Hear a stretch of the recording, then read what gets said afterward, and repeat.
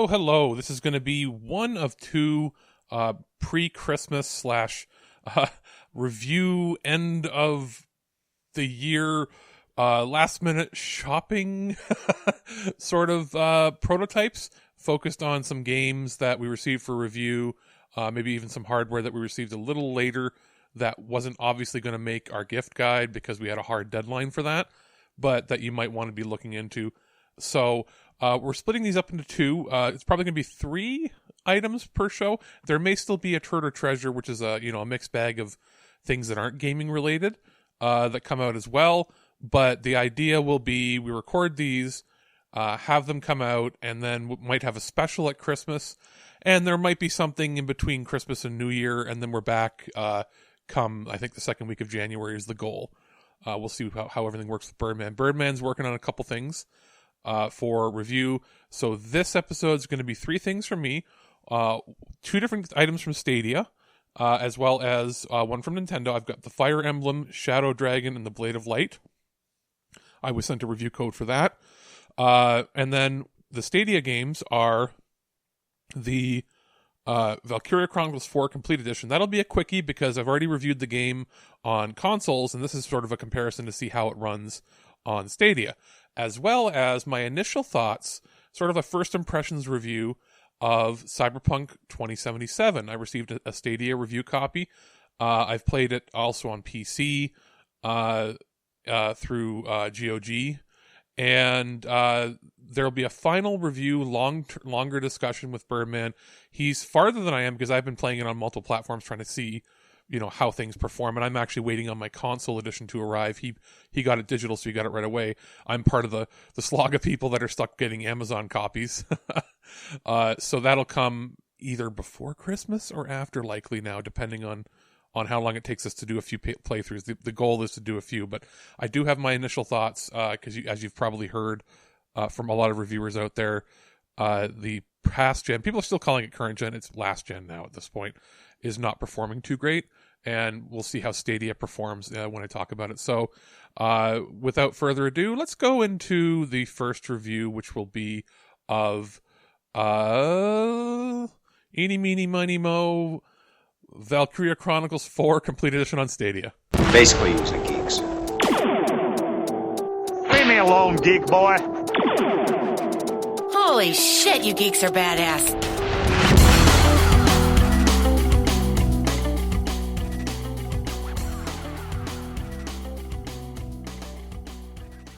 Our friends over at Sega asked if we wanted to check out the newly released Valkyria Chronicles 4 Complete Edition on Stadia. Now, I had reviewed this when it first came out on PlayStation 4, and I believe it was on Switch as well. And I've always been a fan of the franchise and really enjoyed it. So I wanted to see how it performed on Stadia. Stadia has been getting better and better, in my opinion, as far as latency and just overall visual quality. And I thought, okay, turn-based strategy RPG, strategy game that has a watercolored-esque, like hyper stylized, cell shaded sort of look. I was like, that'll compress pretty well, and lo and behold, it does. I played it in 4K with HDR on, which actually the HDR looked better than when I was playing it on my PlayStation. I might have had a different TV since then, to be honest. That's got better HDR, but I was surprised that it worked well with the color palette. I didn't notice any difference really between playing at 1080p and 4K, even when I force settings on it. And that's because of the graphical style scaling really well. I didn't encounter any lag. My internet connection was pretty solid, but I did it on Wi-Fi as well as through Ethernet. I even played through my PC and the Chromecast Ultra Stadia. So I did a batch of just trying it every way I could at every speed, even limiting myself by downloading things in the background to slow my speed down. I even went in just to screw with myself. I went into my router and limited the MAC address that the Chromecast uses, to limiting it to, I think I put 30 megabit, and at 30 megabit I couldn't do 4K anymore, and it dropped me down to I think it was somewhere between 720p and 1080p consistently.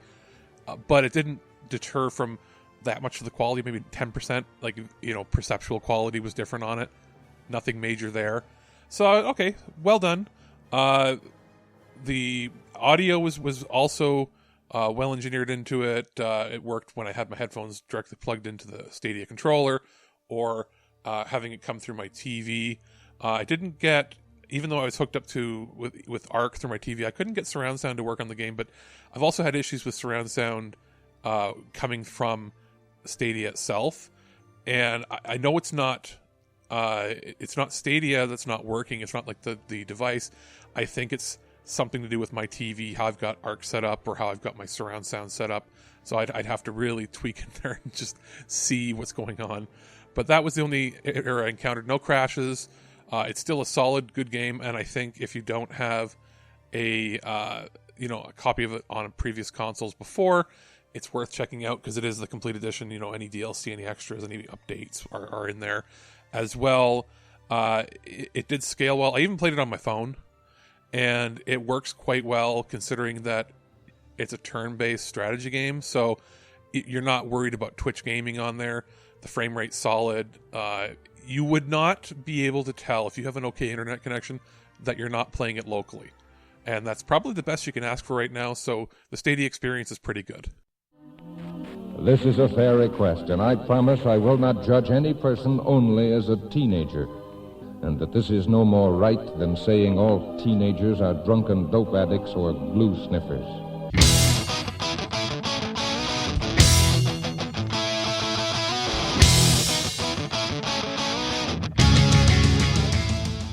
Nintendo sent over a review copy of that original remastered, I guess it's remastered edition of Fire Emblem Shadow Dragon and the Blade of Light. Doing a little research, that was a Famicom title. It's the first title in the series. I think it had was it a Game Boy Advance or a DS release remake years ago? But this is the first time that the original version has been released with a proper translation in the West. And I know it was released a while ago in Japan as part of like a Famicom set, with the ability to play it in widescreen or changing the pixel sizes to aspects on there, as well as adding some quality of life stuff like save states and that sort of thing. You've probably heard people talk about it before that are super fans. I'm not a super fan. I'm a fairly recent fan of the series, in that I played a bit of it on the GameCube, and I'd heard the Wii one was good. My brother had played that, and I really came on board when the Switch one came out, Three Houses. And I got super involved. I really loved it. And this is predating even the rock, paper, scissors sort of aspect to the combat. And I don't need to go too deep into it, except to say that it's a good value. People are wondering, why is it? It's a Nintendo game. It's such a small download. Why is it, depending on your country, $6 to $9 or so? What's the deal with that? And it's like, well, what you're paying for is the localization. This is something that hadn't been done before. This is I'm almost feeling like it's a proof of concept, saying, hey, look what we can do with these NES titles and these Famicom titles that didn't have a Western release. Maybe there's some interest here. Maybe, if enough people buy this and it ends up being a quality game translation, people will want more, and then we'll end up getting some other titles that never came out here that, have sort of become sort of mythic in their status. I'd personally love to see more of the series come out, because there's even a few on the Super Nintendo that came out, and one of them was like 2000, the year 2000.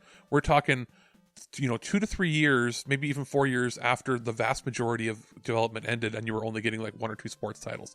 Like, we're talking almost PS2 era. And there were some still coming out, so that would be neat, because if it's just a matter of paying for the translation, and we know that the price they're sort of asking is reasonable, under $10 for a digital copy. There is a big sort of package that some places still have it occasionally. It's might be out, but there is a collector's edition that came with a whole bunch of really cool stuff. I did not get a chance to look at that. I got the digital copy because I went, I'm not as huge of a collector anymore, but I could see how that would be really worth it to you. The gameplay is solid. I didn't encounter any crashes or anything. The translation is solid in that there's no glitches. This is the sort of pristine presentation that you expect from Nintendo. There's no glitches, hiccups. It's obviously an emulated game that's been modified to add features, and it's all well implemented.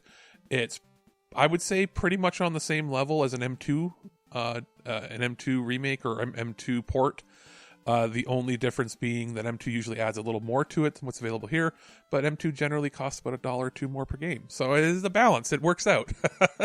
I had a pretty good time. I've been playing a little bit before bed pretty much every night since I had the opportunity to check it out about a week ago. So I've played enough of it that I can go, yeah, I can see myself playing this over and over again. I'm having a good time. I think for people that are big fans of the series that have played a lot more, it might be jarring that some of the features that came later on are not implemented. This is the granddaddy of them. This is like the Final Fantasy 1 of the series. And it's a good entry point, I think, for a lot of people. And if you can get the collector's edition, and you've got a gamer in your family that wants it, and you find, you can get your hands on it, it'll make a great Christmas present. This also would be something where, you could get yourself like a $10 or $15, eShop card and buy it for, buy that card, and then for somebody who knows they want the game, and they can pick up the game and still have a little left over to spend on something else. It's a good stocking stuffer type game. And even if not, just getting something for yourself, it's perfectly translated to a portable console, because it's the kind of game you can just sort of pause and come back to, and you don't have to worry about getting stuck or not knowing where you were anymore.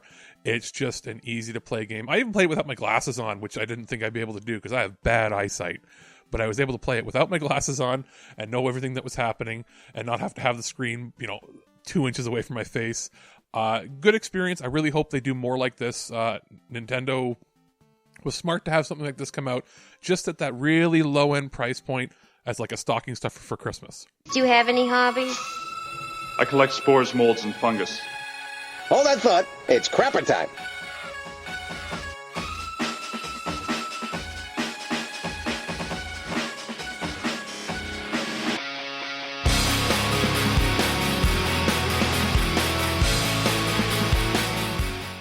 I was just given the opportunity to check out Cyberpunk 2077 on the Stadia platform, as we've been reviewing pretty much most of the new releases that have been hitting the platform for the last 6 months to a year or so. And I've actually been waiting on my physical copy of Cyberpunk to arrive on the Xbox that I'll be playing on my Series X. Birdman's playing it right now. He's a sizable way through it, and we're going to have a much larger discussion once we do probably 2 full playthroughs each, so we can sort of cover amongst us the every playstyle and every starting point. Because right now he's playing Street Kid, I'm playing Corpo, and then I think we're both going to do a Nomad playthrough.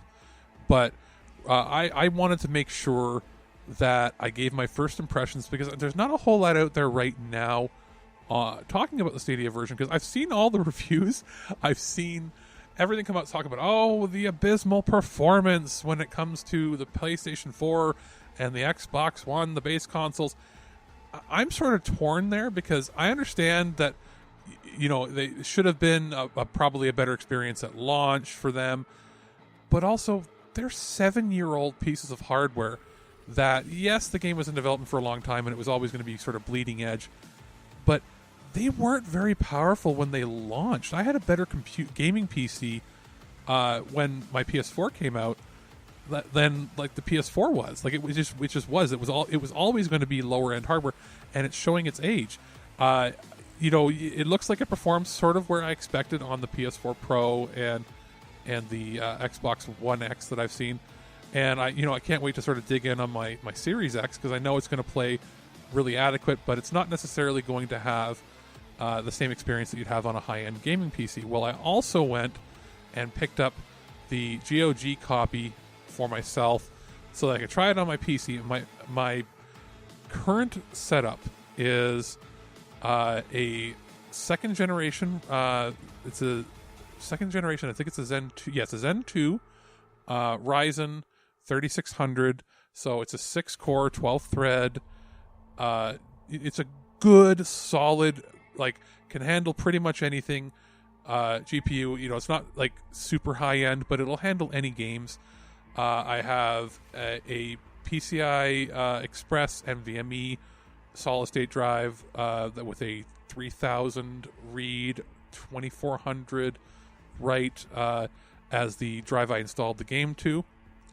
I also have dedicated sound cards. Everything's offloaded from whatever would be on the CPU. I have a video card is a Radeon 5500 XT, so about a $300 US, $350 Canadian card that I got this past summer.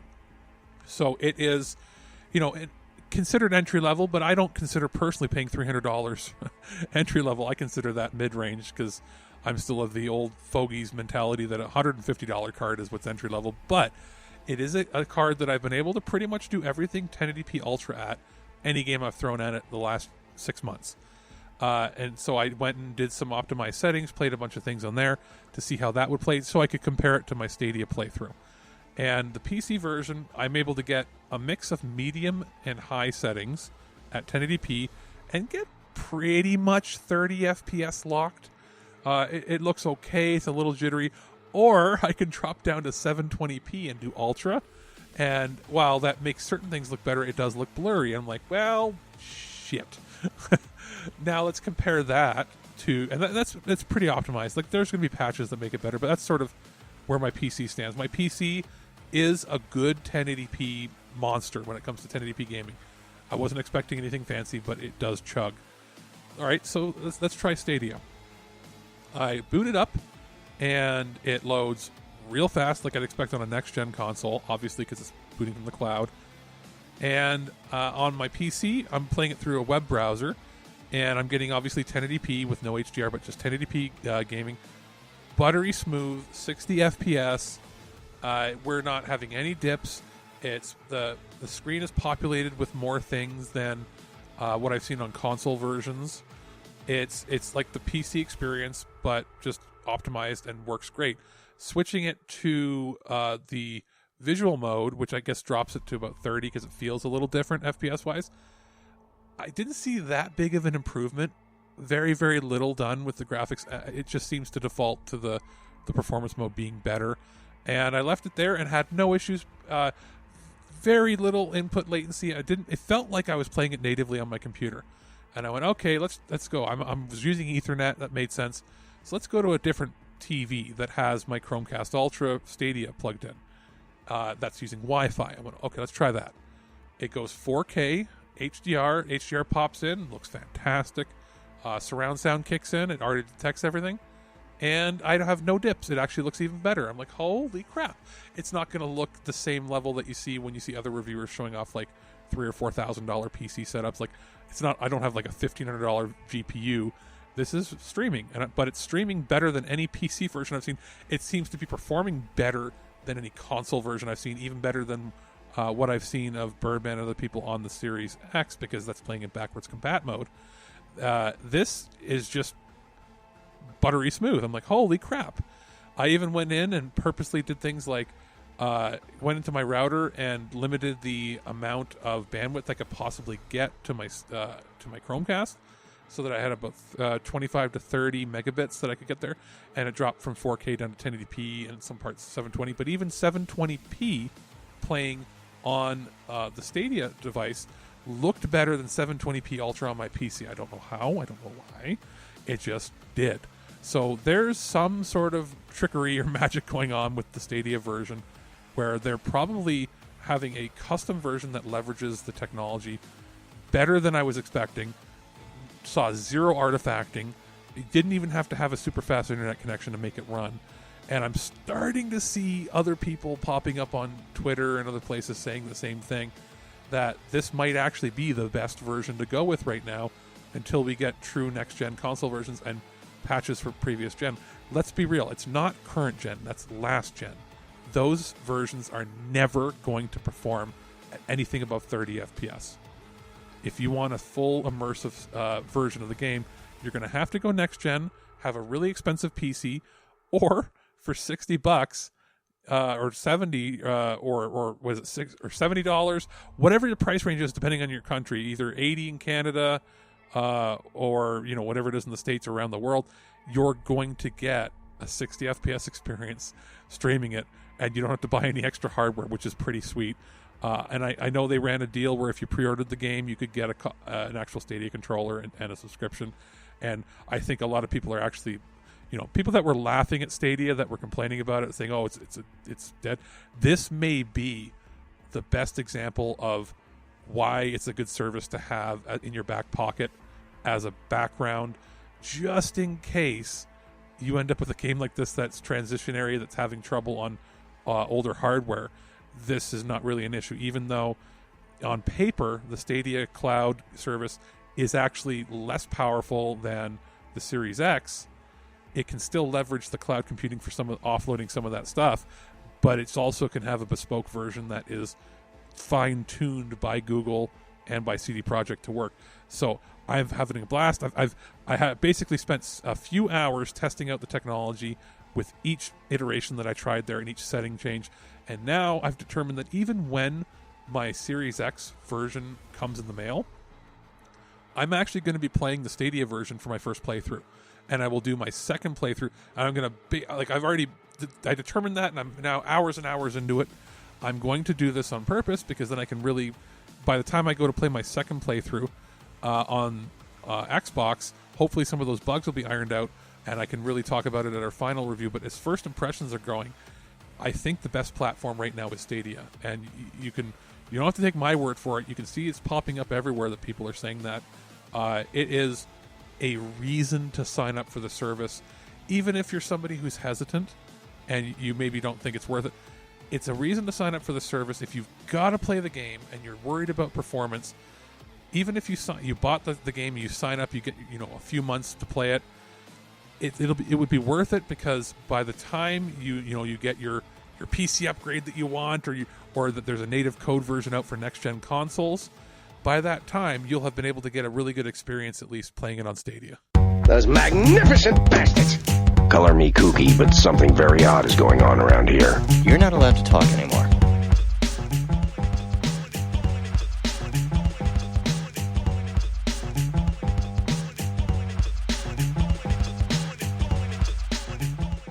All right, and that's going to do it for this mini episode of the Prototype.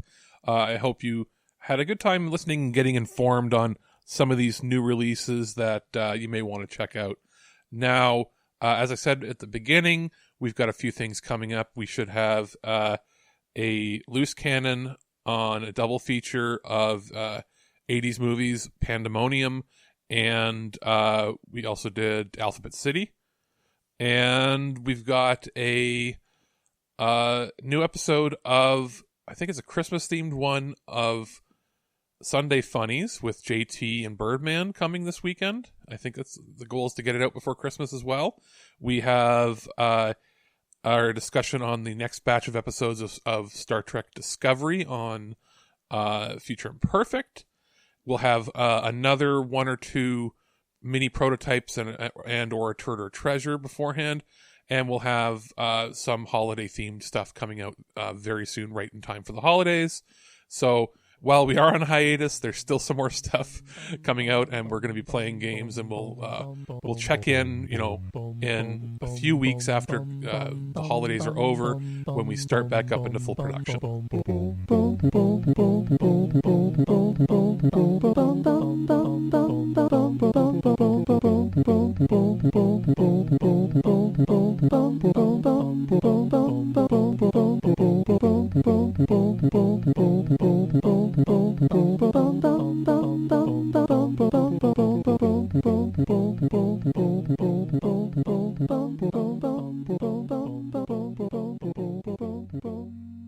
At no point in your rambling, incoherent response were you even close to anything that could be considered a rational thought. Thanks for listening to this episode of This Week in Geek. Hungry for more? Check out our website at thisweekingeek.net. You can subscribe to the podcast, browse our Twitter and Instagram, and leave your thoughts on today's topics. If you'd like to give us some feedback, send us an email at feedback@thisweekingeek.net. Tune in next time, and remember, lower your shields and surrender your listenership. We would be honored if you would join us. Thank you for your cooperation. Good night.